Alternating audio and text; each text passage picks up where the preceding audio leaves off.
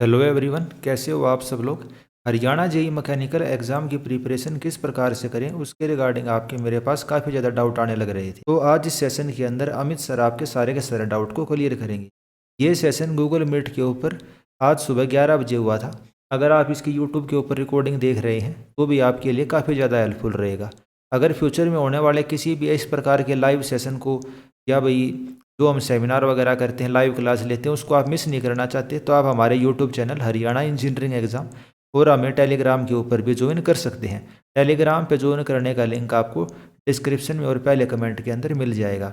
तो चलिए वापस हम अपने लाइव सेशन के ऊपर आ जाते हैं। आप लाइव सेशन को देखिए और इससे आपके जितने भी डाउट हैं वे सारे क्लियर हो जाएंगे। तो आज हमारे साथ अमित सर जुड़े हुए हैं। सर मैकेनिकल इंजीनियर हैं और जैसे सर के बारे में मैंने आपको पहले से बता भी दिया था कि सर ने 2014 में जब बार्क साइंटिस्ट का एग्ज़ाम क्लियर किया था तब ऑल ओवर इंडिया सबसे मतलब यंग थे सर।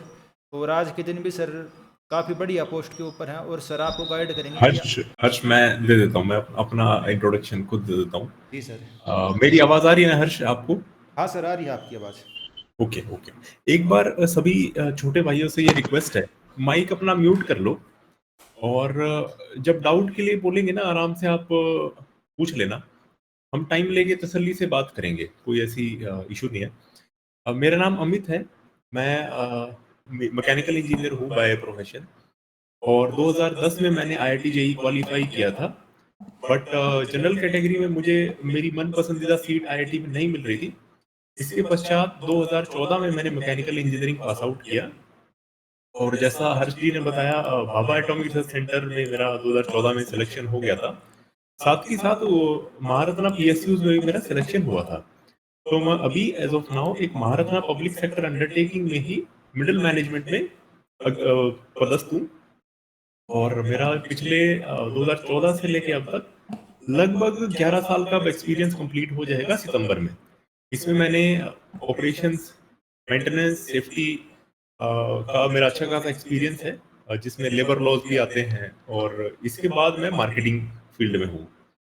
और I am Ahmedabad, I am Nagpur, I am Indore. Ahmedabad तो नहीं, I am Nagpur, Indore and Lucknow. हाँ, इनसे मैंने काफ़ी सारे शॉर्ट टर्म कोर्सेज किए हुए हैं वहाँ के प्रोफेसर्स के थ्रू। एंड एमबीए भी हूँ मैं by academic qualification and above 80% का मेरा एमबीए है। तो हाँ, डिसेंट मेरे पास एक एकेडमिक क्वालिफिकेशंस का और प्रैक्टिकल एक्सपीरियंसेस का और मैकेनिकल इंजीनियरिंग की नॉलेज है। साथ ही मैकेनिकल इंजीनियरिंग का मुझे ऑन फील्ड अच्छा खासा एक्सपीरियंस है। इसके अलावा पिछले काफ़ी सालों से 7-8 सालों से मैं स्टूडेंट्स को हेल्प करता रहा हूँ to improve their personality, to improve their competitive examination clearing skills. अभी जब हरियाणा में आपने देखा होगा, हरियाणा एई के जो रिक्रूटमेंट हुई थी जिसमें पीडब्ल्यू इरिगेशन डिपार्टमेंट में, तो उसमें लगभग 24 स्टूडेंट्स ऐसे हैं जिन्होंने मेरे थ्रू इंटरव्यू की प्रिपरेशन करी थी। तो ऐसा कह सकते हैं हम theoretically and maybe practically as well कि हरियाणा की हर एक डिस्ट्रिक्ट में जो स्टूडेंट कहीं ना कहीं एसडीओ के रूप में पदस्थ है, वो शायद मुझे जानता होगा या किसी ना किसी थ्रू माध्यम से उसे मेरे से मदद मिली होगी। तो एक ब्रीफ इंट्रोडक्शन हो गया मेरे बारे में। तो ये इंट्रोडक्शन इस वजह से कि आप लोग ये जान सके कि हाँ, मैं एक कॉम्पिटेंट पर्सन हूँ, ताकि आपको एटलीस्ट मैकेनिकल इंजीनियरिंग का जो एटलीस्ट सीईटी का जो सिलेबस है उसको कवर कैसे करना है, उस चीज़ के बारे में आपको बताने के लिए, या उसको कैसे हम टैकल कर सकते हैं, कैसे स्ट्रेटेजिकली इस एग्जामिनेशन को क्लियर किया जा सकता है। क्योंकि मैंने काफ़ी कॉम्पिटिटिव एग्जामिनेशन अच्छे लेवल के क्लियर भी करे हुए हैं, फेल भी काफ़ी एग्जामिनेशन में हुआ हूँ। जर्नी है दोस्तों, सक्सेस और फेलियर्स दोनों ही हमें कुछ ना कुछ ज़रूर सिखा के जाती है और मेरा मानना फेलियर्स हमें थोड़ा ज़्यादा सिखा देते हैं। तो ये एक ब्रीफ इंट्रोडक्शन मेरे बारे में था। अभी तक किसी को कुछ पूछना है तो पूछ सकता है, जितना अभी तक मैंने बात करी है। हैंड रेज करके अगर पूछेंगे तो एक एक करके सभी के सवालों का जवाब दिया जा सकता है। हाँ सचिन जी बोलिए। Sir good afternoon sir. हाँ good morning Sachin. Sir actually मैंने एनआईटी कुरुक्षेत्र से प्रोडक्शन एंड इंडस्ट्रियल इंजीनियरिंग से बीटेक कर रखी है। ठीक है। तो सर एचएसएससी जेई में मैं एलिजिबल हूँ मैकेनिकल पोस्ट के लिए, ठीक है। क्योंकि सर मेरी डिग्री जो है, मेरा डिपार्टमेंट जो है वो मैकेनिकल में आता है सर, और सिलेबस भी 80% के अराउंड सेम है। ठीक है। जी सर, तो एलिजिबल हूँ सर मैं पेपर देने के लिए मेंस? मुझे इसकी डिटेल जानकारी नहीं है सचिन, पर हाँ इस चीज को मैं नोट कर लेता हूँ। हर्ष आप भी एक बार नोट कर लो, और जरूर मैं ग्रुप पर आप लोगों के साथ शेयर कर दूंगा कि एलिजिबिलिटी क्राइटेरिया क्या है इसमें, हाँ सर, प्रोडक्शन वाले है या नहीं है। बात हुई थी मेरी सचिन से इस बारे में, तो इनका टेलीग्राम पे मैसेज आया था। तो वैसे तो मैंने इनको बता दिया था, अगर इनका सिलेबस बिल्कुल सेम है तो कोई दिक्कत होनी नहीं चाहिए इनको। और मतलब 70% पे अगर सिलेबस सेम, और अगर डिपार्टमेंट आपको इक्विवेलेंट का सर्टिफिकेट दे देता है तब तो कोई दिक्कत वाली बात है नहीं। आप अपने डिपार्टमेंट में बात कर सकते हैं इक्विवेलेंट के सर्टिफिकेट के रिगार्डिंग। ठीक है सर, थैंक यू सर, बहुत बहुत फिर अमित भी सर प्लीज आपसे रिक्वेस्ट है कि प्लीज प्लीज कि आप जो आपको बताया ना सर, सारा जो एग्जाम से रिलेटेड वगैरह, प्लीज आप अपना बता दीजिए पहले, लास्ट में प्लीज आप डाउट लेंगे ना तो वो बेनिफिशियल रहेगा, क्योंकि किसी को सिर्फ आपकी आपकी सुननी है ओनली, बहुत सारे लोग। ये इंडिविजुअल डाउट सर प्लीज आप लास्ट में ले लें तो। ठीक है। हर्ष एक बार ना फिर भी जो सचिन जी का डाउट है ना, बड़ा एक जेन्युइन डाउट है, इसको एक बार शेयर करना बाद में किसी ऑफिशियल पर्सन से, जरूर इसके बारे में मैं जानकारी लेने की कोशिश करूंगा। जी सर, चलिए बिल्कुल। एक बार हर्ष मुझे ना आप स्क्रीन शेयरिंग का ऑप्शन दे दीजिए, ताकि मैं अपनी स्क्रीन शेयर करके, मैं कुछ असल में मैं सिलेबस के थ्रू ही गो थ्रू कर रहा था, तो उसको कैसे टैक्टफुली हम हैंडल कर सकते हैं उसकी मैं जानकारी देने की कोशिश करूंगा। देखिए ये जो सिलेबस है ये आप लोगों का ग्रुप 3 का मैकेनिकल इंजीनियरिंग जॉब्स का जो सिलेबस है वो ये है। इसको ना ध्यान से एक बार समझते हैं। मैं उम्मीद कर रहा हूँ कि काफी बच्चों को पता भी हो, फिर भी एक बार मेरे साथ आप इसको देख लो, क्योंकि मेरा ये मानना है कि अगर आपने सिलेबस समझ लिया तो 50% of your work is done. देखिए, जो सीईटी के प्रीलिम्स कह लीजिए जो भी हुआ था, उसमें जो करंट अफेयर्स या जनरल स्टडीज और हरियाणा का जो पार्ट है, उसकी वेटेज इसमें भी है, और 20% की वेटेज है। 20% किसी भी अगर सब्जेक्ट की वेटेज है तो एक वो हेल्दी वेटेज है, उसको हमें इग्नोर नहीं करना। और मैं अगर एज ए इंजीनियरिंग स्टूडेंट की बात करूं, तो जब मैंने इंजीनियरिंग पास आउट करी थी तो जनरल स्टडीज का एज इंजीनियर हम इतना फोकस नहीं कर पाते, और हमारा कहीं ना कहीं वीक एरिया रहता है, वीक एरिया रहता है। तो जो हमारे वीक एरियाज हैं उसको हमें स्ट्रॉन्ग बनाना है। किसी भी एरिया को मैं आप लोगों को एडवाइस करूंगा, क्योंकि मैकेनिकल में सीट्स कम होती हैं वीजे वी, अगर कंपेयर करें सिविल इंजीनियरिंग से, एटलीस्ट सीईटी की अगर मैं बात करूं, तो इसको आपने अच्छे से पढ़ना है। इसमें क्या क्या है, जनरल अवेयरनेस, रीजनिंग, मैथ्स। ये रीजनिंग और मैथ्स आप कर लेंगे। जनरल अवेयरनेस आपको करना है, science, history including Haryana related history, current affairs, literature, geography, civics, environment and culture. एक एक सिलेबस के वर्ड को ना समझते हुए चलना है। इस सिलेबस की क्या बाउंड्री होगी वो हम अलग से डिस्कस कर लेंगे कि किस हिसाब से कितना प्रिपेयर करना चाहिए हमको, क्योंकि वी ऑल नो कि करंट अफेयर्स या जनरल स्टडीज की पढ़ने की कोई लिमिट नहीं है, कितना ही उसमें पढ़ सकते हैं। तो कहीं एक इस हिसाब से हम पढ़ाई करें कि उसका रिटर्न हमको उतने गिवन अमाउंट ऑफ टाइम में ठीक ठाक आ जाए। Ultimately at the end of the day it is a competitive examination. आपको बाकियों से बेहतर परफॉर्म करना है, बाकियों से बेहतर सीखना है। नेक्स्ट टॉपिक नंबर 2 अगर देखें, computer terminology, fundamentals, Word, Microsoft Word, Microsoft Excel, PowerPoint, internet, web browsing, communication, emails, downloading and uploading data on websites. ज्यादातर आप लोगों को, क्योंकि एज इंजीनियर आप इतने टेक सेवी होते ही हैं कि इन चीजों को आप जनरली आप कर लेते हैं, पर फिर भी इनको आप एग्जाम पॉइंट ऑफ व्यू से जरूर पढ़ेंगे। अब आते हैं हमारा कोर जो इंजीनियरिंग, मैकेनिकल इंजीनियरिंग के टॉपिक्स हैं। स्ट्रेंथ ऑफ मटेरियल में है stress and strains, resilience, moment of inertia, bending moment, sharing force, bending stresses, columns, Trojan and springs. तो इन पर आपको फोकस करना है। ये आपका स्ट्रेंथ ऑफ मटेरियल जो कि आपका कोर सब्जेक्ट है मैकेनिकल इंजीनियरिंग का, वो इसमें पूछा गया है, आपके सिलेबस का पार्ट है। नेक्स्ट जो कि मोस्ट ऑफ स्टूडेंट्स का, मैं जब उनके इंटरव्यू प्रिपरेशन कराता हूँ तो उनका जब फेवरेट सब्जेक्ट्स पूछता हूँ तो थर्मोडायनेमिक्स कहीं ना कहीं फॉलो करता ही है। तो थर्मोडायनेमिक्स में आपकी क्या क्या चीजें हैं, देखिए मेन थर्मोडायनेमिक्स तो है ही है, इसमें एड ऑन क्या किया गया है, properties of steam, steam generators, air compressor and introduction to heat transfer. ये केवल इंट्रोडक्शन है टू हीट ट्रांसफर, यानी कि आपको ऊपर ऊपर से पता होना चाहिए क्या कंडक्शन है, क्या कन्वेक्शन है, क्या रेडिएशन है, क्या हीट एक्सचेंजर्स हैं। स्टीम जनरेटर्स यानी कि आपके बॉयलर्स की बात ये कर रहे हैं। और एयर कंप्रेशर। इसका ऊपर ऊपर से आपको आइडिया होना चाहिए। नेक्स्ट अगर देखते हैं basics of electrical and electronics engineering, यानी कि आपको थोड़ा सा आइडिया जो आपकी फर्स्ट ईयर के फर्स्ट सेमेस्टर में या सेकंड सेमेस्टर में जनरली पार्ट होता है इलेक्ट्रिकल एंड इलेक्ट्रॉनिक्स इंजीनियरिंग, वो आपको करना है। Adaptation advantages of electricity, basic electrical quantities, EMI, transmission distribution, domestic installation, electric Motors, pumps, this. Workshop technology, तो वर्कशॉप टेक्नोलॉजी में हमारा जो प्रोडक्शन की बेसिकली ये बात कर रहे हैं,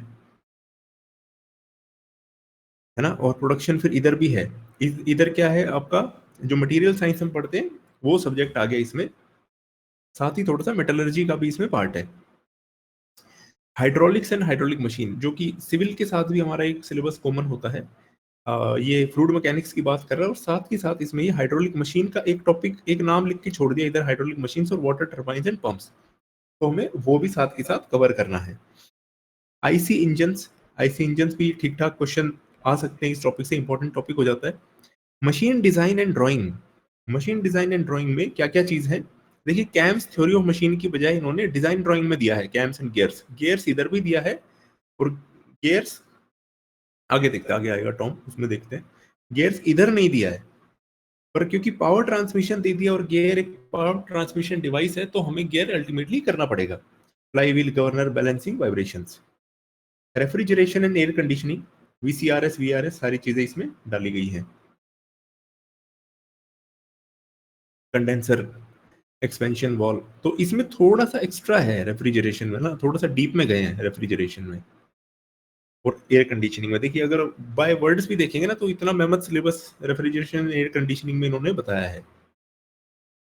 एनवायरमेंटल एजुकेशन, ये हमारे सिलेबस का कोर पार्ट नहीं होता है, पर क्योंकि आजकल आप देखते हैं जब से 2021 में ग्लासगो में माननीय श्री प्रधानमंत्री जी ने जब कहा था कि हम नेट जीरो अचीव कर देंगे 2070 तक, तो और इवन जो हमारा पेरिस एग्रीमेंट 2015 में हमने साइन किया था, उसके बाद से एनवायरमेंट में फोकस हर कम्पिटिटिव एग्जामिनेशन में बहुत ज्यादा हो गया है।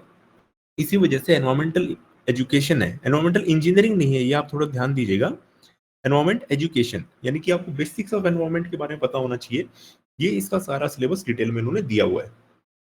तो यहाँ देखिए ये जो टॉपिक्स है ना, ये एज मैकेनिकल इंजीनियर आप जनरली पढ़ते नहीं है, इनको जरूर करना है। CNC and machines and automation, इसका इंट्रोडक्शन हो गया कि NC CNC machines, disadvantages and applications, basic components of CNC machines. So basically NC CNC and DNC machines के बारे में है और थोड़ा बहुत रोबोटिक्स के बारे में भी। ये हम इंजीनियरिंग सर्विसेज का अगर सिलेबस देखते हैं तो उसमें जनरली पाया जाता है।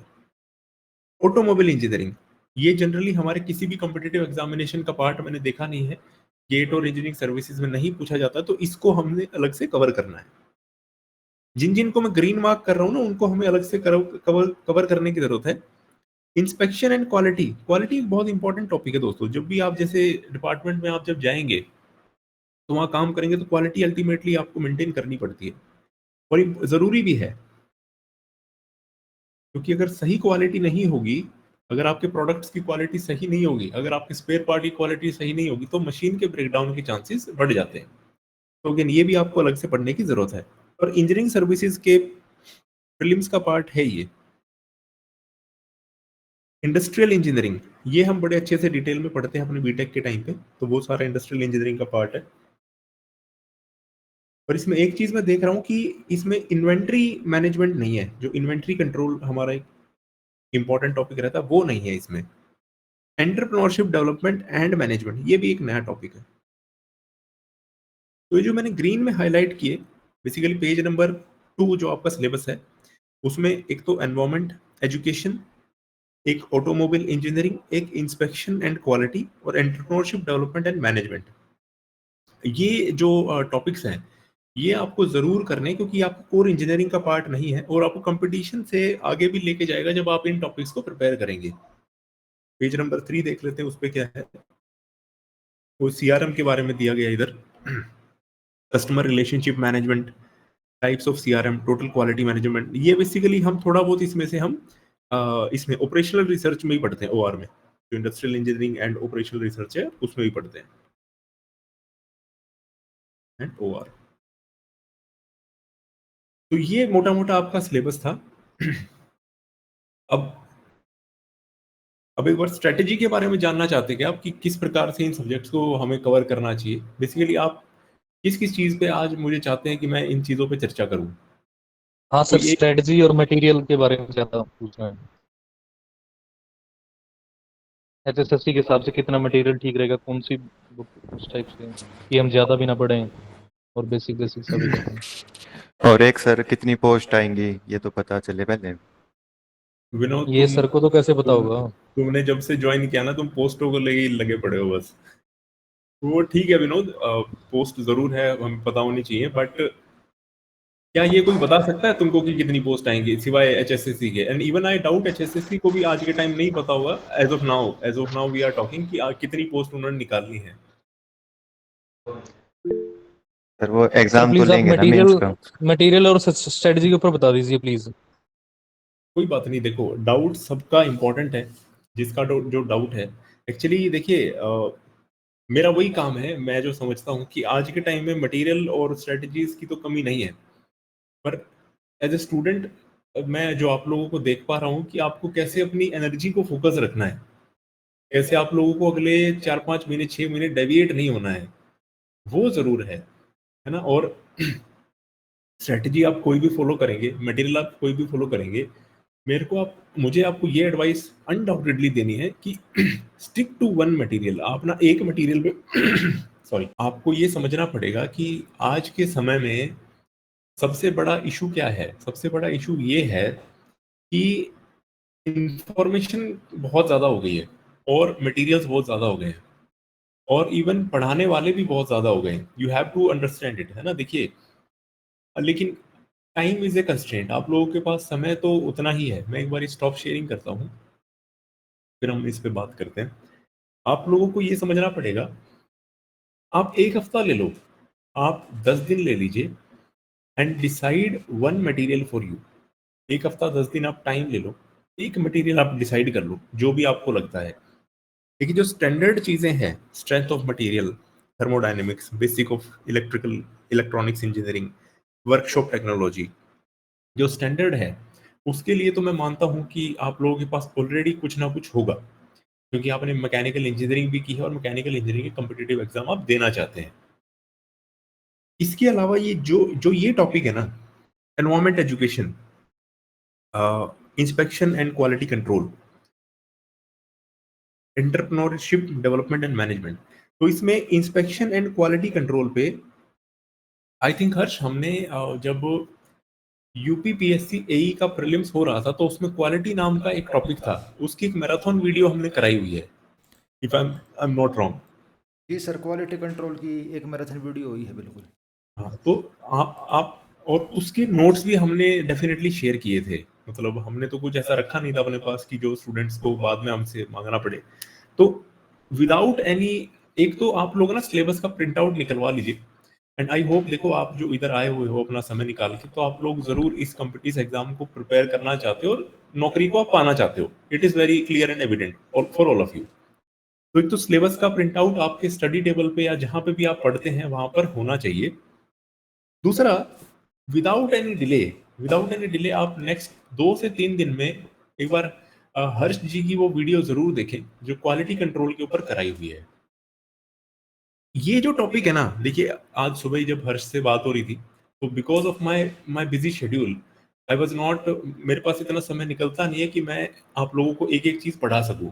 बट जब मैंने ये सिलेबस देखा तो मुझे लगा कि इन इन जो एनवायरमेंट एजुकेशन है, ऑटोमोबाइल इंजीनियरिंग है और एंटरप्रेन्योरशिप डेवलपमेंट एंड मैनेजमेंट, ये इसके लिए आप लोग हो सकता है परेशान हो जाओ। तो Harsh, via this platform I want to commit कि ये जो 3 टॉपिक हैं, 3 जो यूनिट है, इनको तो मैं करा दूंगा personally. Unit number K environmental education, and unit number M automobile engineering, unit number N inspection and quality control, unit number P entrepreneurship development and management. मैं ऐसा क्यों कह रहा हूँ, क्यों बाकी सब्जेक्ट में नहीं कह रहा कराने की, आपको जरूरत नहीं है मेरे कि मैं उन जब सब्जेक्ट्स को कराऊं तब आप उनको पढ़ें। Already on the internet plethora of videos are available. इतनी वीडियोस अवेलेबल हैं इंटरनेट पे, अच्छे अच्छे एजुकेटर्स के द्वारा पढ़ाई गई। जो आप लोग आराम से उनको देख के अपनी प्रिपरेशन कर सकते हैं। हाँ, पर ये जो टॉपिक्स हैं, ये जो यूनिट्स हैं, मुझे लगता है कि जनरली अवेलेबल नहीं है, और क्योंकि लोगों के लिए कॉमर्शियल वायबल नहीं होगा इस कॉम्पिटिटिव एग्जामिनेशन की प्रिपरेशन कराना, इतना मैकेनिकल इंजीनियरिंग का पूरा पढ़ाना, वो भी इतने कम बच्चों के लिए, शायद इंस्टीट्यूट के लिए कॉमर्शियल वायबल नहीं होगा। तो वो मैं आप लोगों को करा दूंगा, ताकि आप लोगों को हर्ष दैया के थ्रू या इस प्लेटफॉर्म के थ्रू ये सारी चीजें अवेलेबल हो जाए। हाँ मनीष, आपने हैंड रेज किया, प्लीज बोलिए। सर जैसे आप बोल रहे हो कि मटेरियल बहुत है यूट्यूब पे वगैरह पे, बट सर जैसे मेरे जैसे हैं कि बस बीटेक कर ली, बट मतलब ज़्यादा नहीं सर नॉलेज उस बारे में, बस बीटेक होगी मैकेनिकल से, लेकिन मैं बाकी सब्जेक्ट्स में बहुत अच्छा, तो इसलिए मेरे मार्क्स भी बहुत अच्छे हैं, तो मेरा नंबर तो आ जाएगा मैकेनिकल के जो एग्जाम होंगे अपने। बट चीज़ें नहीं पता सर कि एचएसएससी के अकॉर्डिंग थोड़ा लेवल भी लो चाहिए और ज़्यादा पढ़ना भी नहीं है। जो यूट्यूब पे हम करते हैं वो मतलब सेंट्रल एग्जाम से रिलेटेड, जो जेई का एग्जाम होता है ना, उससे रिलेटेड वीडियोस ज़्यादा हैं, तो वो लेवल ज़्यादा हमारा हाई भी ना जाए, क्योंकि हमें अदर ग्रुप्स की भी तैयारी करनी है जो है, और अपना ये इंजीनियरिंग की भी करनी है, तो उसके लिए कोई एक बुक जैसे वो हैंड बुक होती है मेडी जी की, बट सर मेरे को तो वो समझ नहीं आ पाई। तो कुछ ऐसा हो सकता है कि इजी लैंग्वेज में, या फिर एक रास्ता कि ये सिलेबस हम प्रिंट आउट निकाल लें और उसका टॉपिक बाय टॉपिक उसको उठाएं। आप क्या सजेस्ट करना चाहोगे सर? मनीष जी, आपने जो बताया कि मैकेनिकल इंजीनियरिंग आपको इतना आपका स्ट्रॉन्ग पार्ट नहीं है, पर बाकी आपका बड़ा स्ट्रॉन्ग पार्ट है। तो सिलेबस में हाँ बाकी तो दो टॉपिक हैं, एक जनरल अवेयरनेस और XYZ हाउ मेंशन्ड, और यूनिट नंबर 2 कंप्यूटर टेक्नोलॉजी। जी। तो जी सर, आपको वो लग दोनों बेस्ट है। मैं ये कहना चाह रहा हूँ, आपको लगता है कि कंप्यूटर टेक्नोलॉजी वाले पार्ट किसी मैकेनिकल इंजीनियरिंग का जो जो देखिए जो कंपटीशन में उनका वीक होगा? Do you think so? नहीं सर, उनका वीक नहीं होगा। है ना, अनडाउटेडली, क्योंकि बड़ा बेसिक है ये। हाँ जी। दूसरी चीज जो आपने बोला ना, general awareness, reasoning, maths, do you think कि रीजनिंग और मैथमेटिक्स जो मैकेनिकल इंजीनियरिंग किया हुआ है और कंपटीशन में उसका वीक होगा? नहीं सर। अब बाकी बच गया जनरल, जो general awareness, history including Haryana, current affairs, literature, geography. Let us suppose अगर यहाँ से 10 क्वेश्चंस आते हैं, हम्म, तो I believe that you must appreciate my statement कि कितना ही आप प्रिपेयर कर लो, at the very best of your day आप इन 10 में से 7 ठीक कर लो तो बहुत बड़ी बात हाँ जी, हाँ जी, है ना। और हाँ जो जी। कम प्रिपेयर्ड होगा वो 10 में से 2-3 तो वो भी कर देगा। बिल्कुल सर। तो यानी कि ultimately what I am trying to say, unit number 1 में तो 4 मार्क्स का एडवांटेज है बस आपके पास। सर मैं एक्चुअली यूनिट नंबर 1 उसको बोल रहा हूँ जो अपना जहाँ से मैकेनिकल का सिलेबस स्टार्ट है, सॉरी। तो उसमें आपने यही बताया ना कि मैकेनिकल आपका थोड़ा कमजोर है, हाँ जी, तो लेकिन उसके लिए मतलब क्या किया तो जाए? What I am trying to say Manish, कि ultimately at the end of the day mechanical strong करना पड़ेगा, तब ये नौकरी मिलेगी, बिकॉज सीट कम है, कंपटीशन ज्यादा है मैकेनिकल इंजीनियरिंग में। जी। तो मुझे लगता नहीं है, मतलब मैं तो देखिए, मुझे आप लोगों से कुछ लेना नहीं है सच, और ना ही मुझे कोई कोर्स बेचना आप लोगों को। आई विल जी। Be very blunt and very straightforward for some points. जी सर। अनटिल अनलेस आप इस सिलेबस को अच्छे से प्रिपेयर नहीं करेंगे, आप फिर भगवान के भरोसे ज्यादा जा रहे होंगे। ठीक है सर, तो फिर ये चीज ठीक रहेगी सर, सिलेबस उठाओ और टॉपिक बाय टॉपिक सर्च करो और उसके नोट्स बनाओ इंडिविजुअली 1 या 2 पेज में पर टॉपिक। आप एक काम कर लीजिए, देखिए अल्टीमेटली किसी इंस्टीट्यूट के, जैसे अभी किसी इंस्टीट्यूट ने अगर एई या जेई लेवल का प्रिपेयर तो कराया होगा, इतने सारे कोर्सेज में देखता हूँ इंस्टीट्यूट चला रन कर रहे होते हैं। तो कहीं से आप जेई लेवल के या एई, मैं ये प्रेफर करूंगा कि आप एई लेवल के नोट्स ले आओ किसी भी इंस्टीट्यूट के, ठीक है जो सर। आपको ठीक लगता हो, XYZ। हम्म, वो आपको एक बार तो करना पड़ेगा, उस उन नोट्स में से आप इन सिलेबस के टॉपिक्स उठा लो, क्योंकि ठीक है देखिए सर। आपको सिलेबस तो इस एग्जाम के हिसाब से प्रिपेयर करना है ना। जी एंड जी। Mark my words when I say it, Haryana will not deviate even a single question outside of the syllabus. Very जी लेस सर। चांसेस, जो सिलेबस है उसी में से क्वेश्चन पेपर आना है, और हाँ आपका जी। धर्म भी यही होना चाहिए, मुझे सिलेबस प्रिपेयर करना है। तो जब आप एई का नोट्स लेके आओगे किसी इंस्टीट्यूट के, जो भी आपको पसंद है, जो भी आपको लगता है कि हाँ इनकी जो टीचिंग स्टाइल है मेरे को सूट कर जाएगी, जी। आप वहां से अपने मैकेनिकल इंजीनियरिंग के स्ट्रेंथ ऑफ मटेरियल, थर्मोडायनेमिक्स, मैं विनोद आपके क्वेश्चन पे आता हूँ, थर्मोडायनेमिक्स, वर्कशॉप टेक्नोलॉजी, प्रोडक्शन, जी। Materials and metallurgy, fluid mechanics, IC engineering, standard subjects हैं मैकेनिकल के। मतलब जी। हो सकता है आपके प्रिपेयर्ड ना हो, और जिसको नौकरी लेनी है वो अच्छे से प्रिपेयर करके जाएगा इसको। आई विल बी हाँ वेरी जी। हाँ ब्लंट जी। And very straightforward in telling you this. RAC हो गया चाहे, और ये इजी सब्जेक्ट्स हैं। रही बात जो सब्जेक्ट मैंने बताया, environmental education, automobile engineering, inspection and quality, entrepreneurship development and management. तो ये हम करा देंगे आपको, इसमें मुझे कोई बहुत मतलब समय जाएगा मेरा, बट ठीक है, क्योंकि ये रेडीली आप लोगों के लिए अवेलेबल शायद नहीं होगा, तो इसमें मैं करा दूंगा। हर्ष और मैं कोऑर्डिनेट कर लेंगे इस चीज में। चलो विनोद जी, आपका कोई क्वेश्चन है, प्लीज आप बताइए। Thank you sir. Thank you. Vinod ji please जल्दी पूछिए, अदरवाइज अजय जी सर आप मैंने ना पूछिए। हाँ सर मैंने एएलपी का एग्जाम दिया था, उसमें मेरा कलर ब्लाइंडनेस आ गया, तो इसमें तो ऐसा कुछ होगा नहीं ना कलर ब्लाइंडनेस के लिए? मुझे अगेन देखिए, I can not comment something जिसके बारे में मुझे अभी 100% आइडिया नहीं है। आपके जो डाउट है, हर्ष एक बार ये वाला भी पॉइंट नोट कर लो, विनोद जी का कलर ब्लाइंडनेस इशू। तो देखो, बट विनोद अल्टीमेटली आपको एग्जाम तो देना ही ना, मतलब do you have a choice? जी सर, नो सर।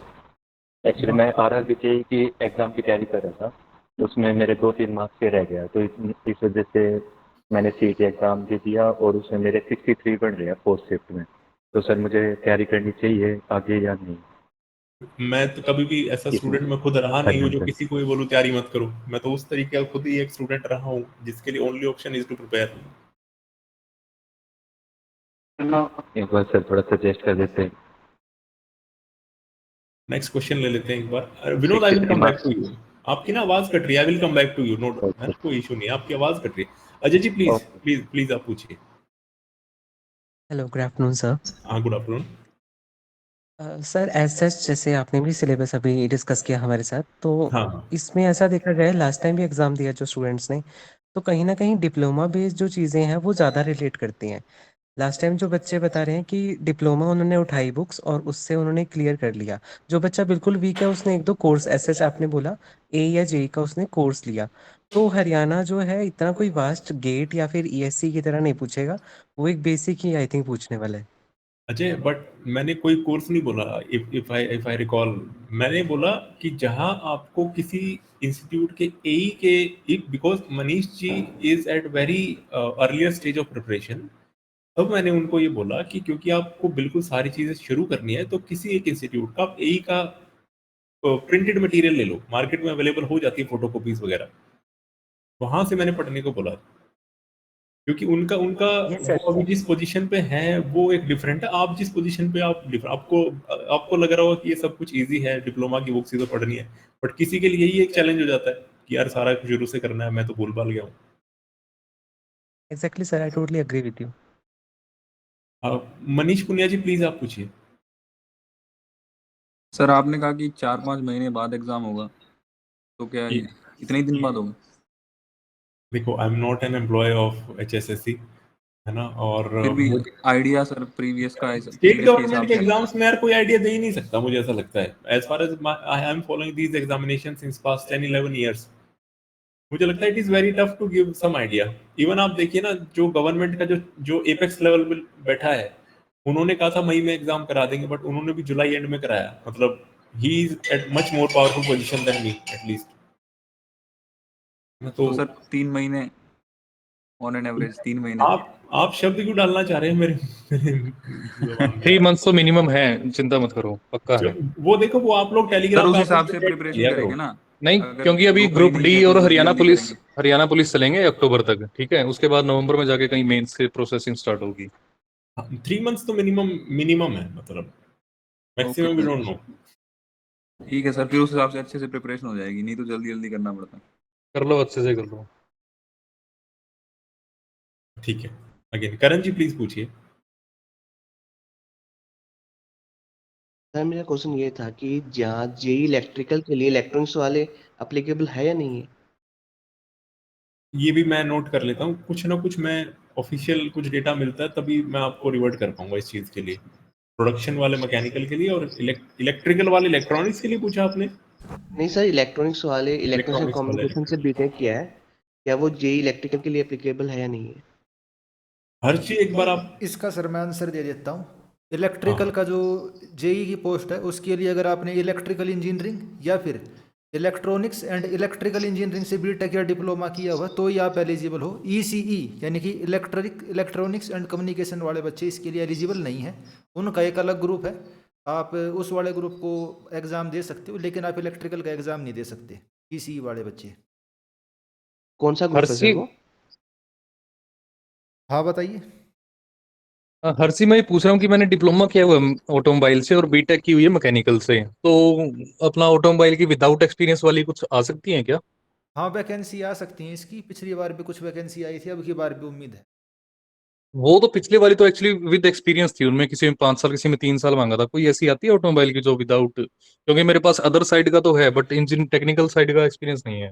नहीं, एक्सपीरियंस आपको टेक्निकल का ही शो करना पड़ेगा, वर्क एक्सपीरियंस नॉन टेक्निकल का नहीं चलेगा उसके अंदर। हाँ तो मतलब सारी जो भी वैकेंसी आएंगी आप ये बोल रहे हो कि मैक्सिमम आएंगी तो एक्सपीरियंस बेस वाली है ना? हाँ जैसे पिछली बार हुआ था, बाकी उसका कंफर्म नहीं है, बिना विदाउट एक्सपीरियंस वाले भी आ सकती हैं। चलिए ठीक है, थैंक यू। हाँ, और जो ईसी वाला स्टूडेंट था उसका डाउट था भाई कौन सा ग्रुप है, तो ग्रुप नंबर 27 और ग्रुप नंबर 62 उसके अंदर electronics and communication engineering eligible है। Plant attendant, technician, network assistant, junior technical assistant और ऑपरेटर ग्रेड 1, ये वाली पोस्ट आती हैं आपके लिए। ईसी वाले बच्चे उसके लिए तैयारी कर सकते हैं। सौरभ, आपने हैंड रेज किया हुआ, प्लीज पूछिए क्या डाउट है। सौरभ गुप्ता जी, बाकी जिसका डाउट क्लियर हो गया आप हैंड लो कर लीजिए। नमस्कार सर, मैं ना एक्चुअली लेट ज्वाइन किया है मैंने। मैं क्या आप ही लगा लीजिए कि मैंने 8 साल बाद कोई एग्ज़ाम दिया है। मैं एक्चुअली कैंडिडेट रहा हूँ पीओ वगैरह का। तो मुझे सर जस्ट ये बता दीजिए कि इसमें मैकेनिकल में लास्ट टाइम जो कट ऑफ गया था वो कितना गया था मतलब?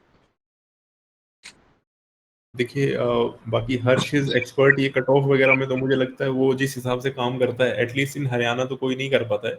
पर मेरे पास एक पीडीएफ आज शेयर हुई थी, मैं आपको उसके हिसाब से बता देता हूँ। बाकी इफ अगर मैं गलत कुछ बता रहा हूँ तो प्लीज आप कोई लोग बीच में मुझे नहीं नहीं करेक्ट नहीं कर no, देना। हाँ कोई प्रॉब्लम नहीं है। हाँ जी।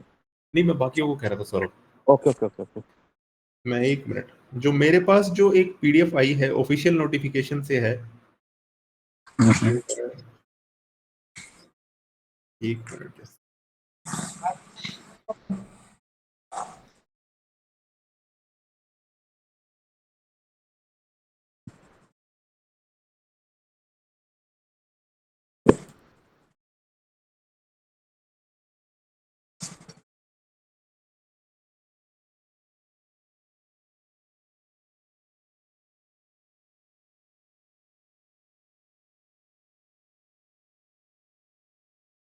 देखिए, एक एक कैटेगरी नंबर 35 में technical assistant mechanical under department of MSME, उसमें जनरल की कट ऑफ 73.33 मान लीजिए।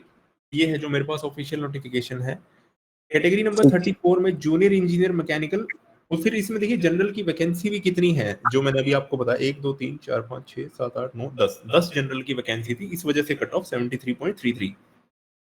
कैटेगरी नंबर 34 में junior engineer mechanical directorate of medical education and research, again cut off 72.46 vacancy, दोबारा इसमें जनरल की 10 वैकेंसी। तो ये जो मेरे पास ऑफिशियल नोटिफिकेशन है, इसमें ऐसा आइडिया लग रहा है मुझे कि अगर मैकेनिकल इंजीनियरिंग की बात करें, एक एक कैटेगरी नंबर 40 में भी है जेई मैकेनिकल, लगभग इसमें 1 2 3 4 5 6 7 8 8 40 41 41 जनरल की सीट थी कैटेगरी नंबर 40, एंड इसकी कट ऑफ है 74.69। Okay sir. तो ये ऑफिशियल नोटिफिकेशन जो एचएसएससी ने रिलीज किया था, मैं उसके थ्रू बता रहा हूँ आपको, मोटा मोटा आप यहाँ से आइडिया ले सकते हैं। ठीक है सर, ठीक है, thank you sir, thank you sir. हाँ विनोद, आपने दोबारा हैंड रेज किया है क्या? ललित जी प्लीज पूछिए, आपने हैंड रेज किया हुआ है। Thank you sir. मेरा सवाल हर्ष जी से है। मेरा ना सर 27 मॉर्निंग में 76 मार्क्स बन रहे हैं, तो सर मैं जेई इलेक्ट्रिकल मेंस की तैयारी स्टार्ट कर सकता हूँ?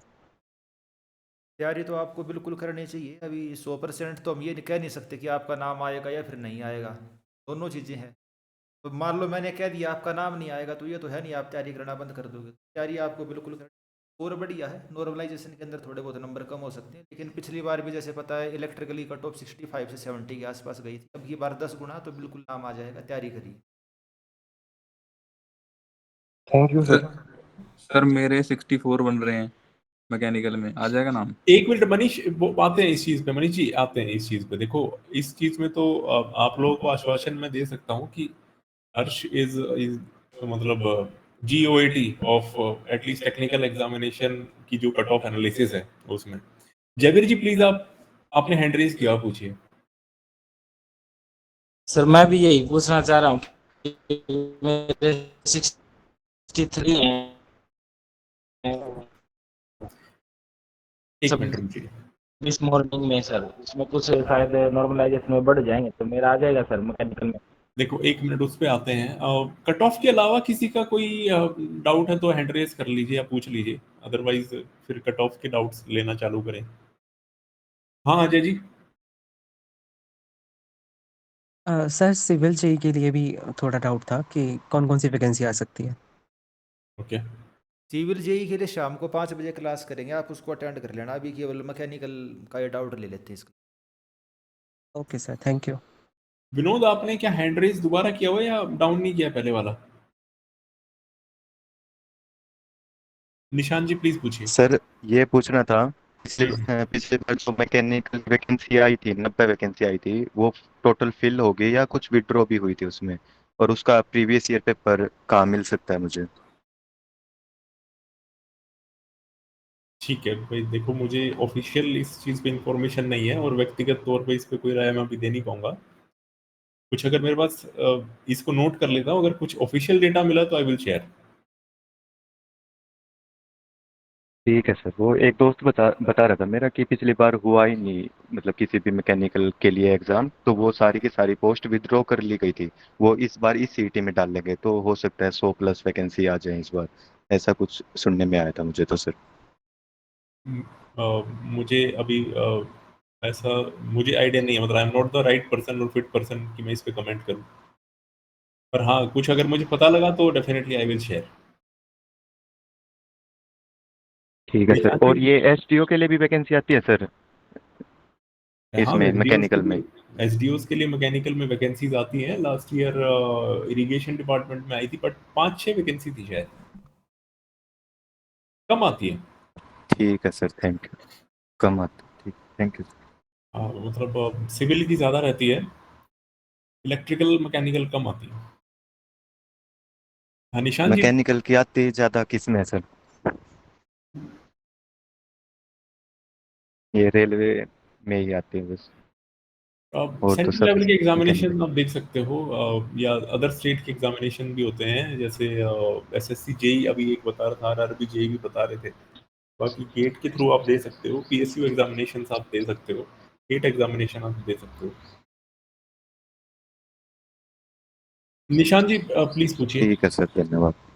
Hello, good afternoon sir. हाँ गुड आफ्टरनून। सर मैंने बीटेक मेरी बीटेक को करीब 5-6 साल हो गए हैं और ठीक मैं है। भी गवर्नमेंट सर्विस दिल्ली पुलिस में लगा भी हुआ हूँ, लेकिन ठीक है। अब मैं जॉब स्विच करना चाहता हूँ, तो मैं टेक्निकल कोर्स देख रहा था हरियाणा जेई के लिए, मैकेनिकल ठीक में है। ही।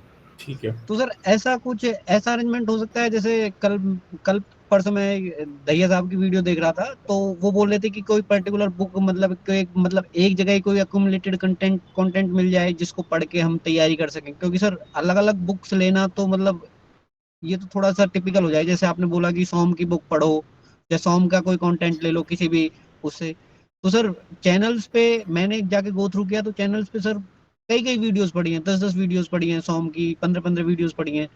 तो सर उनके नोट्स बनाना, उसके नोट्स बनाने में सर एक एक नोटबुक भर जाएगी। तो ये हरियाणा के लिए मतलब ये ठीक रहेगा, या फिर कोई मतलब एक जगह, मतलब कोई भी एक कंटेंट मिल जाएगी, जैसे देश आप बता रहे थे कि वो बुक प्रिंट करने वाले हैं, कुछ ऐसा। देखिए बुक प्रिंट के बारे में भी हर्ष जी बताएंगे, बट निशान जी आप ये समझिए, मैंने कोई बुक परचेज करने को नहीं कहा। मैंने कहा कोई कॉम्पिटिटिव कोचिंग एग्जामिनेशन जो एई और जेई एग्जामिनेशन की तैयारी कराता है, उसके नोट्स, और उन अच्छा नोट्स की भी सिलेक्टिव स्टडी जो आपके सिलेबस का पार्ट है। अच्छा। आप जो बुक लेंगे ना, जो भी आप बुक लेंगे, मुझे नहीं पता ऐसी कोई बुक अगर अवेलेबल है जो इस पूरे सिलेबस को कवर करती हो, हाँ तो उसमें भी यार pages, don't you think 600-700 pages तो होंगे मिनिमम? हाँ सर, लेकिन जैसे मैं भी सुन रहा था, तो एक एक बच्चा बोल रहा था, बोल रहे थे कि वो बोल रहे थे कि मतलब इतना ज्यादा डीप तो आता नहीं है कि भाई हम एक पूरी बुक उठा के रीड कर लें, क्योंकि उसमें से फिर उतना कंटेंट आएगा नहीं कि भाई पूरी बुक उसके लिए रीड करी की जाए। तो या अगर similarly Nishan ji, similarly what I was saying कि आप इतना ज़्यादा डीप नहीं आएगा कि आपको इंस्टीट्यूट के किसी के एई के नोट्स पूरे पढ़ने हो वर्ड टू वर्ड, उसमें से भी तो सिलेक्टिव ही पढ़ना है। अच्छा देखिए, अच्छा है ना, क्यों मैं किसी अच्छे इंस्टीट्यूट या कोई जो भी आपको एक पसंद आए उसकी मैं कह रहा हूँ, क्योंकि उनका काम है फुल टाइम ये इसकी प्रिपरेशन कराना। अच्छा आपका समय और एनर्जी बचेगी फिर, अदरवाइज आप अब बुक में लैंग्वेज कैसी लिखी होगी, बहुत अलग अलग प्रकार की परेशान। आप एक काम कर लो, अगर कोई ऐसी बुक अवेलेबल आप करके देख लो, क्या पता आपको सूट भी कर जाए। नहीं नहीं, तो हर साहब बता रहे थे कि वो बुक प्रिंट करने के लिए कुछ मतलब ठीक है, या फिर मैंने ऐसे ही सुना है वो? हर उस उसके बारे में तो हर्ष जी बता पाएंगे, मतलब हर सर बताइए। मैकेनिकल के लिए तो ना हमारी कोई किताब है, ना अभी हम प्लानिंग करने लग रहे हैं मैकेनिकल की। सिविल के लिए बुक आएगी हमारी प्रीवियस ईयर क्वेश्चन। मैकेनिकल के लिए आप क्या कर सकते हो, जो फेमस कोचिंग है मेड इजी या IS मास्टर या यूथ पब्लिकेशन, इनकी किसी भी किताब को फॉलो कर सकते हो। प्रीवियस ईयर क्वेश्चन की जो इनकी किताब है। हाँ, अच्छा वो इनफैक्ट निशान जी, वो प्रीवियस ईयर क्वेश्चंस की मुझे पता है कि हर्ष जी ने लॉन्च करना है। मतलब मुझे ऐसे सी हरियाणा के जेई के सिलेबस को कवर करने वाली बुक लॉन्च का शायद प्लान नहीं था इनका। अच्छा अच्छा अच्छा, ठीक है सर, ठीक। वो थैंक यू फीमेल सर। की बुक का लॉन्च करने का प्लान था। हाँ, ठीक है, थैंक थैंक यू यू यार, सर। Welcome dear, welcome. तो मोर और लेस देखिए सभी के डाउट हमने क्लियर कर दिए हैं। 2-3 मिनट और अगर किसी ने कुछ पूछना है, कोई जनरल बात करनी है, we have time, otherwise we can close the session. हाँ मनीष जी। सर एंड में कट ऑफ का आइडिया भी दे दो, आपने कहा सब एंड में बताएंगे। कट ऑफ की मैं क्या कर रेंज देता हूँ रहेगी सर डाउट मतलब? क्लियर इनके, जो कट ऑफ हाँ वगैरह हाँ हाँ, वाले ये हैं। देखो कट ऑफ एक्सपर्ट इज हर्ष, क्योंकि उसमें तो मैं ही उसके सामने अपने हाथ झुका देता हूँ जब कट ऑफ की बात आती है। वो काफी एडवांस लेवल से एनालाइज करके बताते हैं आप लोगों जी को। हर्ष सर। जी प्लीज बता दीजिए। चलो स्क्रीन शेयर तो अभी हो नहीं रही, मैं वैसे इन जनरल बता देता हूँ। जो पिछली बार नोटिफिकेशन आया था के अंदर इसकी मैकेनिकल इंजीनियर की टोटल पोस्ट बता देता हूँ। सबसे पहले तो आपको कितनी थी टोटल पोस्ट इसके अंदर थी। ग्रुप नंबर 3 के अंदर 93, जनरल की 40, और ये हुआ था पोस्ट वाइज। और अगर हम पोस्ट वाइज के हिसाब से देखें तो सबसे बड़ा ग्रुप इसके अंदर कौन सा था, ग्रुप नंबर वो category number 44, motor vehicle inspector level 6। Total इसके 24 नंबर पोस्ट थी। इसकी कट ऑफ मैं बता देता हूँ, क्योंकि सबसे कम इसी की गई थी, क्योंकि भाई सबसे बड़ा ग्रुप यही था और पिछली बार पोस्ट वाइज हुआ था। अच्छा, सबसे बड़ा ग्रुप था, खैर इसकी तो वैकेंसी आई नहीं। उसके अलावा दूसरा सबसे बड़ा ग्रुप देख लेते हैं। दूसरा सबसे बड़ा ग्रुप था पब्लिक हेल्थ इंजीनियरिंग में जूनियर इंजीनियर मैकेनिकल की। जनरल की 7 पोस्ट थी, टोटल इसकी 17 थी। 40 नंबर कैटेगरी थी। तो 40 नंबर कैटेगरी की आपकी कट ऑफ गई थी जनरल के लिए 74.69। और पिछली बार एग्ज़ाम दिया था 7-8 लाख बच्चों ने, और बहुत कम बच्चों को नॉलेज थी कि भी टेक्निकल पोस्ट भी CET से आ सकती है। अब की बार आप मान के चलो, पिछली बार जितने बच्चों ने एग्ज़ाम दिया था टेक्निकल की, उससे कम से कम 2 से 3 गुना बच्चों ने एग्ज़ाम दिया है। तो लेकिन एक फैक्टर ये है, पिछली बार 4 गुना था, अब की बार 10 गुना है। तो दोनों चीज़ें आपस में कैंसिल आउट कर जाती हैं। जिस तरीके से पिछली बार जनरल के लिए पब्लिक हेल्थ इंजीनियरिंग जो कि सबसे बड़ा ग्रुप था, उसकी कट ऑफ 74 नंबर थी। अब की बार अगर ग्रुप वाइज हो भी जाता है तो ग्रुप वाइज होने के केस में कट ऑफ आपकी 70 नंबर के आसपास ही रह सकती है। 70 से कम कट ऑफ रहने की जनरल के लिए उम्मीद बहुत कम है। EWS वालों की और जो बाकी कैटेगरी हैं वे आप लगा के चल सकते हो भाई 65 के आसपास हो सकती हैं। और जैसे कि पिछली बार आपको पता है जो रिजर्वेशन पॉलिसी फॉलो हुई थी, वो कौन से वाली फॉलो हुई थी कि जनरल का बच्चा केवल जनरल के अंदर कंपटीशन करेगा, SC ST का या OBC का बच्चा जनरल की सीट पे नहीं आ सकता। तो उस वजह से जो BCB वालों की कट ऑफ थी वो 76 थी, और जनरल की उससे 2 नंबर 74 कम थी। लेकिन अब की बार जैसे कि आपको पता, वो परमिला वाला केस था HPSC के अंदर, जो कैटेगरी वाला बच्चा बढ़िया नंबर लेके आएगा तो वो जनरल के अंदर जंप कर सकता है। तो इस वजह से भाई बाकी कैटेगरी कट ऑफ कम जा सकती है। 65 नंबर के आसपास अगर किसी की कैटेगरी के अंदर है, BCB EWS के अंदर, SC वालों के अंदर, तो 65 नंबर वाला अपनी वही बढ़िया तैयारी करके रखो। 100% नाम आना चाहिए आपका। और जनरल के अंदर 70+ आप मान के चलो।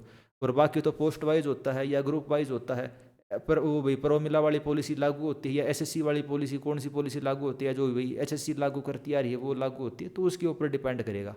लेकिन एक मोटा मोटा आप कट ऑफ ये मान के चलो 70 के आसपास जनरल और 65 के आसपास जो आपकी बाकी कैटेगरी हैं, तो कट ऑफ आपकी यहीं रहेगी। अगर इससे ज़्यादा नंबर है तो आप अपनी तैयारी बढ़िया तरीके से कर सकते हो। कम नंबर है तो भी तैयारी तो आपको करनी चाहिए, क्योंकि तैयारी करने में तो क्या जाता है भाई, आगे आपकी हेल्पफुली रहेगी। मान लो अगली बार आप CET बढ़िया नंबर से करते हो और कल को नाम आ जाता है, तो आपके मन में ये ना रहे कि हम काश हम तैयारी कर लेते। तो 2-3 महीने की बात है, अपना बढ़िया तरीके से तैयारी करो। जो भी क्वालिफाई करने लग रहा है, लेकिन एक मैंने अंदाजा आपको दे ही दिया, 74 जनरल और 65 फॉर रिजर्व कैटेगरी। तो कट ऑफ का डाउट क्लियर हो गया होगा। कट ऑफ के बारे में और कुछ आपको पूछना हो तो आप पूछ सकते thank you sir. Hello sir. हाँ भाई। सर मुझे ये बताइए कि जो फर्स्ट शिफ्ट में पेपर आया था, हाँ हाँ उसमें सर मेरे 58 के आसपास बन रहे हैं, 58 के आसपास क्वेश्चन सही बन रहे हैं। हाँ हाँ। तो क्या इसमें नॉर्मलाइज्ड आप मार्क्स बता सकते हैं कि मतलब कितने बढ़ने की संभावना है इसमें, तो या फिर मतलब नॉर्मलाइजेशन में आप वही मानो जो मैंने आपको वीडियो के अंदर बताया था। एवरेज नंबर कितने बढ़ेंगे भाई? पहले शिफ्ट वालों के 7 से 8 नंबर बढ़ेंगे, दूसरी शिफ्ट वालों के 4 नंबर कम होंगे, तीसरी शिफ्ट वालों के 7-8 नंबर कम होंगे, और चौथी शिफ्ट वालों के 4-5 नंबर बढ़ेंगे। तो उस हिसाब से एक अंदाजा सा आप लगा के चल सकते हो, नॉर्मलाइजेशन आपका ये रहेगा, और उस हिसाब से अपना भाई स्कोर आप वो कर सकते हो। ठीक ठीक है सर, ठीक, ओके। ओके। मनोज का डाउट आ रखा है, उसने मैसेज में लिख के भेज रखा है, टेक्निकल पोस्ट में डिप्लोमा मांगा हुआ है, क्या उसमें बीटेक वाले एलिजिबल होंगे? तो जिन भी पोस्ट में डिप्लोमा मांगा हुआ है उन सभी पोस्ट के अंदर बीटेक वाले एलिजिबल हैं। हरियाणा के अंदर अगर आपके पास हायर क्वालिफिकेशन है तो आप छोटे वाली जो पोस्ट होती हैं उनका फॉर्म भर सकते हो और सिलेक्ट भी हो सकते हो, लेकिन मार्क्स आपको मिनिमम 60% लेके आने पड़ेंगे। या तो डिप्लोमा में आपके 60% नंबर हो, या फिर बीटेक में आपके 60% नंबर, यानी किसी न किसी एक चीज़ में आपके 60% नंबर होने ज़रूरी हैं।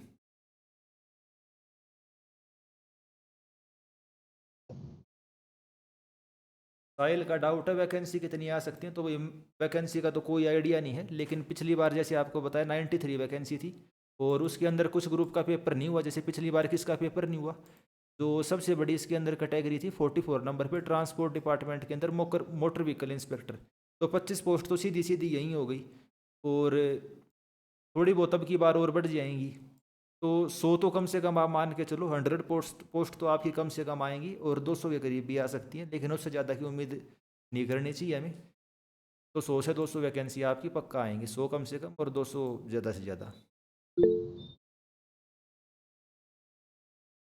सर जिसका एग्जाम पिछली बार नहीं लिया था इस बार तो लेंगे ना वो एग्जाम? ऐसा तो नहीं होगा कि टाल कर दें? ये जैसा भी मोटर एग्ज़ाम तो व्हीकल लेंगे, था। जो पिछली बार सीटें खाली गई थी वो अब की बार तो भरेंगे ही उन। ठीक है सर, थैंक यू। जयवीर का डाउट है, जिसमें ITI मांग रखी है वहाँ डिप्लोमा वाले भर सकते हैं क्या?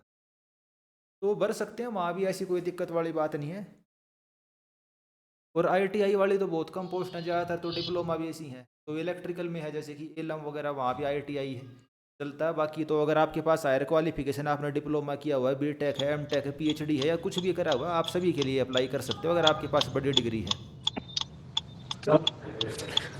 और सर ये बताओ, मैकेनिकल में भी ड्राफ्ट्समैन की पोस्ट आती है जैसे सिविल में आती है?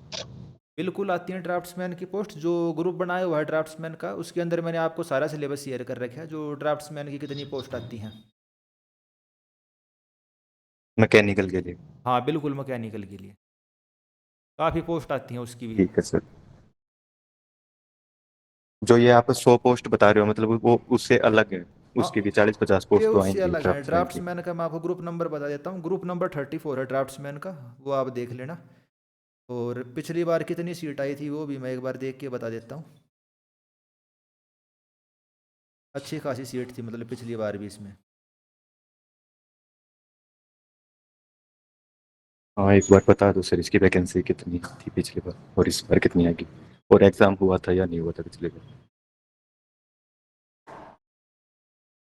एग्ज़ाम तो इसका भाई नहीं हुआ था। ये अपना कौन सा ग्रुप नंबर 34 था, वो तो आप सिलेबस के अंदर मतलब जो डिटेल रिजल्ट है उसके अंदर खुद भी देख सकते हो इसका रिजल्ट डिक्लेयर हुआ था कि नहीं हुआ था।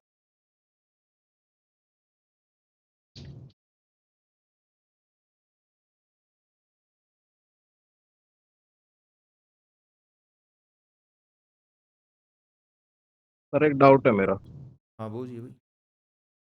सर 27 में जिसके मान लीजिए 65-70 के बीच में नंबर आ रहे हैं 27 मॉर्निंग में, हाँ हाँ और सर अगर आप बोल रहे हैं कि नॉर्मलाइजेशन के बाद 8 एक नंबर कम हो जाएंगे उसके, बिल्कुल। भाई 65 पे तो सर टेक्निकल में वो एलिजिबल हो जाएगा, इसमें तो कोई शक नहीं है सर कैसा भी, क्योंकि पिछली बार तो काफ़ी कम थी टेक्निकल की हाँ हाँ कट ऑफ।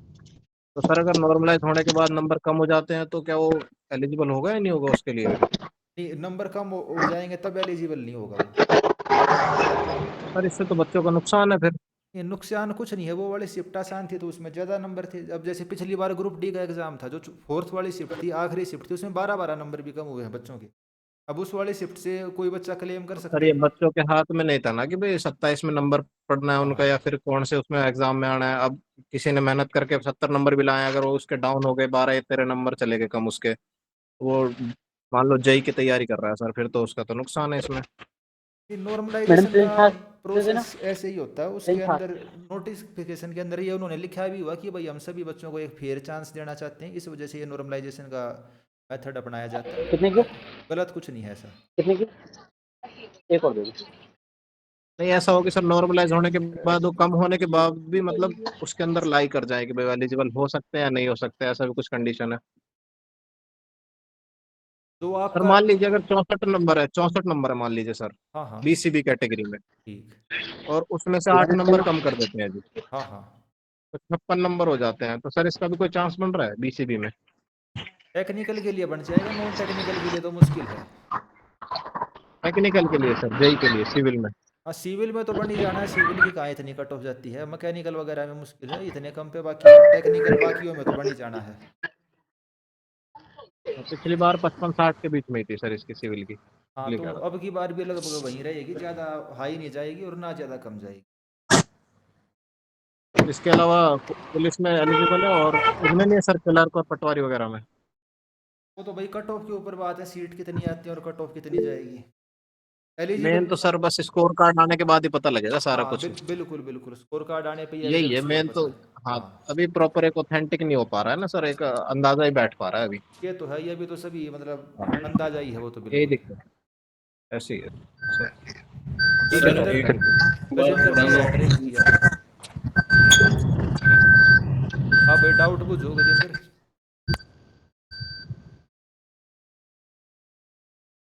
सर वो बताया नहीं ड्राफ्टमैन की कितनी पोस्ट थी पिछली बार मैकेनिकल की?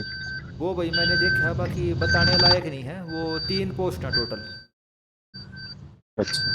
हाँ तो 3 पोस्ट में फिर वो या तो सर एग्ज़ाम हुआ है नहीं हुआ उसका भी अभी कंफर्म नहीं है, बाकी कट ऑफ उसकी बहुत आई ही गई होगी। सर अब मेरे जैसे फोर्थ शिफ्ट में आए हैं 63 मार्क्स आए हैं, हाँ हाँ और ईडब्ल्यूएस कैटेगरी है, हाँ हाँ मैकेनिकल में हाँ हो जाएगा टेक्निकल हाँ में? हो जाएगा, टेक्निकल में आ जाएगा। ठीक है सर थैंक यू। सर ऐसी ऐसी कोई सुविधा हो सकती है कि मतलब ये जो मैकेनिकल का कोई व्हाट्सएप ग्रुप बन जाए अलग से, जिससे कि मतलब एक एक मतलब आपके साथ एक वो हो जाए, ये कनेक्टिविटी हो जाए। अभी टेलीग्राम ग्रुप तो बना ही हुआ है, व्हाट्सएप पे क्या करोगे? टेलीग्राम में ज़्यादा फंक्शन अवेलेबल रहते हैं। अच्छा अच्छा अच्छा अच्छा। तो सर यही है ये आपने जिस पे अभी लिंक डाला था, यही है व्हाट्सएप, ये Telegram link? HSC JE mechanical करके अलग से टेलीग्राम ग्रुप है, उसको ज्वाइन कर सकते हैं। वो नहीं देखा ना सर, इसीलिए मैं बोला था। ठीक है सर। हाँ उसको ज्वाइन कर लेना। Hello sir. हाँ जी डाउट पूछिए। सर मैं ये पूछ रहा था, जो ये क्लर्क वाली पोस्ट है ना, हाँ हाँ तो इसमें 12th में परसेंटेज का कोई चक्कर है क्या? 60% नंबर चाहिए इसमें। क्लर्क वाले में? हाँ जनरल कैटेगरी के लिए ओबीसी और ईडब्ल्यूएस को, एससी वालों को केवल राहत मिली हुई है, उनको 55% नंबर है। ओके सर, हाँ थैंक यू। ओके। और किसी का डाउट है मैकेनिकल के रिगार्डिंग?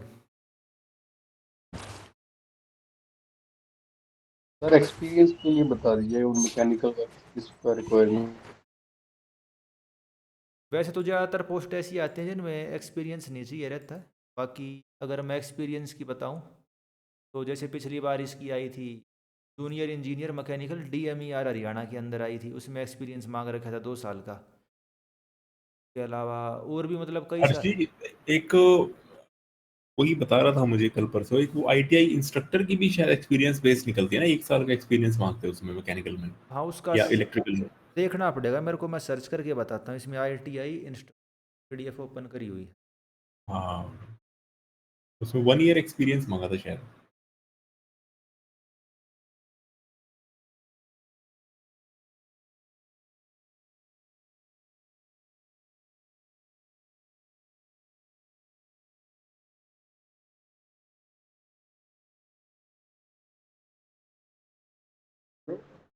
सर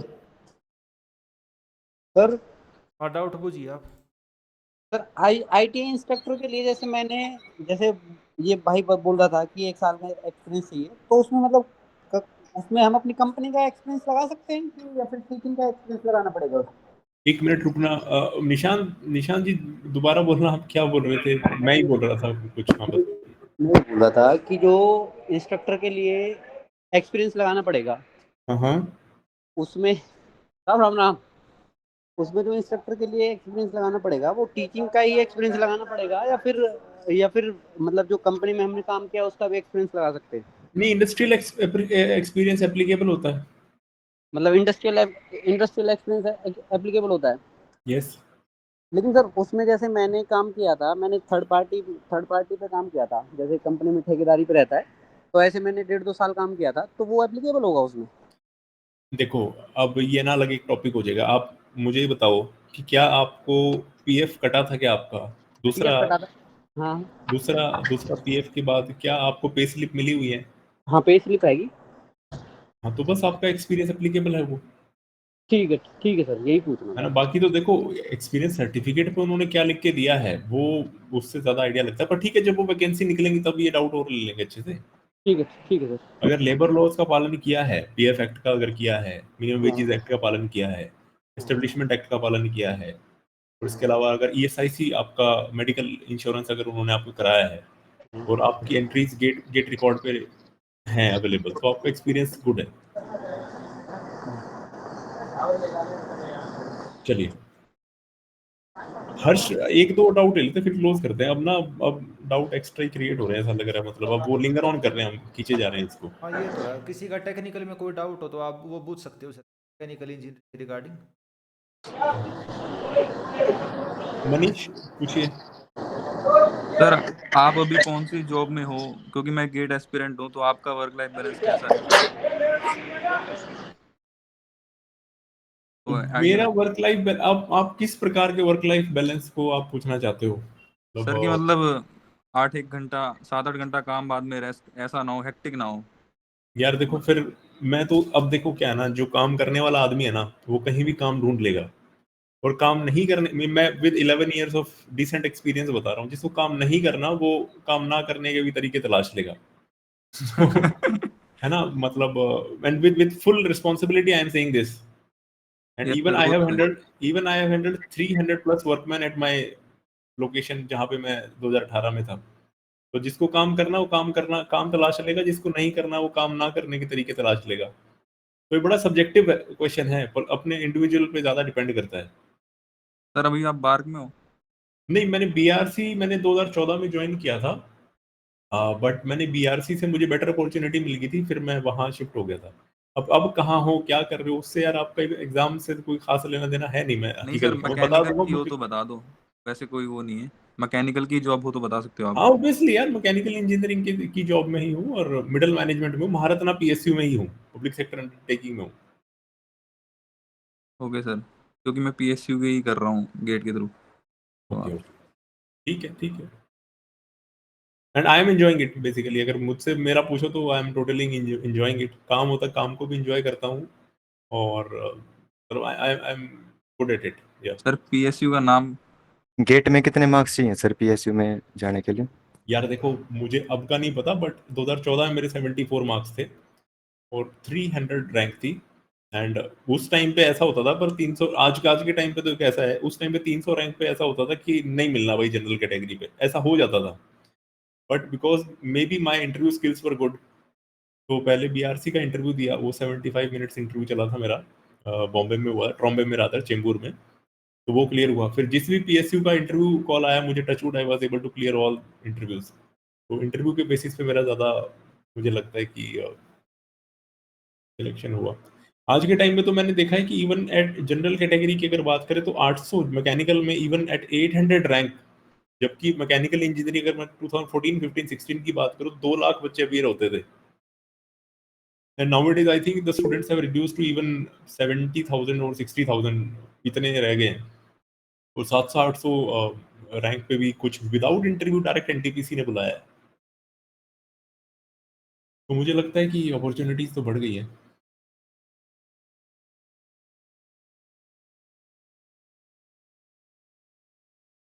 ठीक है सर, आपने ज़्यादातर बच्चों के डाउट ले लिए, मेरे हिसाब से सभी के डाउट क्लियर हो ही गए होंगे। काफ़ी हेल्पफुल रहा ये सेशन, और इसी तरीके से आगे भी फ्यूचर में इसी टाइप के हम सेशन करते रहेंगे। और जो भी स्टूडेंट जुड़े हुए हैं, आप सबका भी थैंक यू। हर पता क्या है, मुझे ऐसा लगता है बच्चों ने ना डाउट थोड़े अच्छे नहीं पूछे, मतलब एंजाइटी वाले डाउट ज़्यादा थे, अदरवाइज ना they should have stick to syllabus. जी अब बताइए हमें ये प्रिपेयर कैसे करना है। हाँ, अभी वो एनी हाउ, थोड़ा कट ऑफ का ही उनका थोड़ा ज़्यादा मन में बैसा है। कोई बात नहीं, बाकी धीरे एक धीरे बार थोड़ा इनका स्कोर कार्ड आ जाएगा, नाम आ जाएगा तरह के लिए, तब और अच्छे से मतलब सेशन। बिल्कुल बिल्कुल।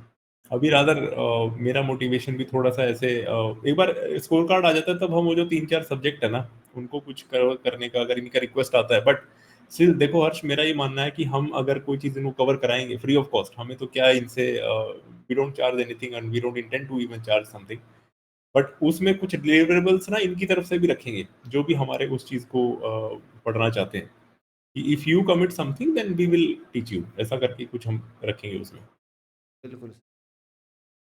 तो इस मीटिंग को हम यहीं पे एंड करते हैं। आप सभी का साथ में जुड़ने के लिए धन्यवाद। Thank you. Thank you, thank you, thank you, Harsh, for this opportunity. Thank you.